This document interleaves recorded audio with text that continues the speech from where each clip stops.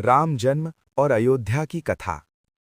प्राचीन काल में सरयू नदी के तट पर बसी एक सुंदर और समृद्ध नगरी थी अयोध्या। ये नगरी धर्म, सत्य और मर्यादा का प्रतीक थी। अयोध्या के राजा थे महाराज दशरथ, जो इक्ष्वाकु वंश के प्रतापी और न्यायप्रिय शासक थे। महाराज दशरथ की 3 रानियां थीं, कौसल्या, कैकई और सुमित्रा। यद्यपि उनके पास अपार वैभव था, परंतु उन्हें संतान सुख प्राप्त नहीं था। संतान प्राप्ति की कामना से उन्होंने ऋषि वशिष्ठ की आज्ञा से पुत्रेष्ठी यज्ञ कराया। यज्ञ के पूर्ण होते ही अग्निदेव प्रकट हुए और दिव्य खीर से भरा पात्र महाराज दशरथ को दिया। राजा ने वो खीर अपनी रानियों में बांटी। उसके प्रभाव से रानियां गर्भवती हुईं। कुछ समय बाद चैत्र मास के शुक्ल पक्ष की नवमी तिथि को शुभ नक्षत्र में माता कौसल्या की कोख से भगवान श्री राम का जन्म हुआ। उसी समय अयोध्या में आनंद और उल्लास की लहर दौड़ गई।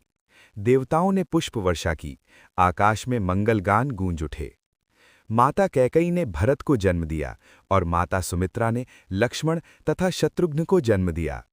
चारों भाई तेजस्वी, विनम्र और धर्मपरायण थे, किंतु श्रीराम अपने गुणों, सौम्यता और मर्यादा के कारण सबके प्रिय बन गए। अयोध्या में श्रीराम का बाल्यकाल अत्यंत आनंदमय था। वे बाल्यावस्था से ही सत्य, करुणा और धर्म के मार्ग पर चलने लगे। गुरु वशिष्ठ के आश्रम में उन्होंने वेद, शस्त्र और नीति का ज्ञान प्राप्त किया। राजा दशरथ श्रीराम को देखकर गर्व से भर जाते और उन्हें अयोध्या का भावी राजा मानते थे। श्री राम के जन्म से अयोध्या केवल एक नगरी नहीं, बल्कि धर्म की जीवंत भूमि बन गई। प्रजा सुखी थी, अन्याय का नाम नहीं था और हर घर में शांति और प्रसन्नता का वास था।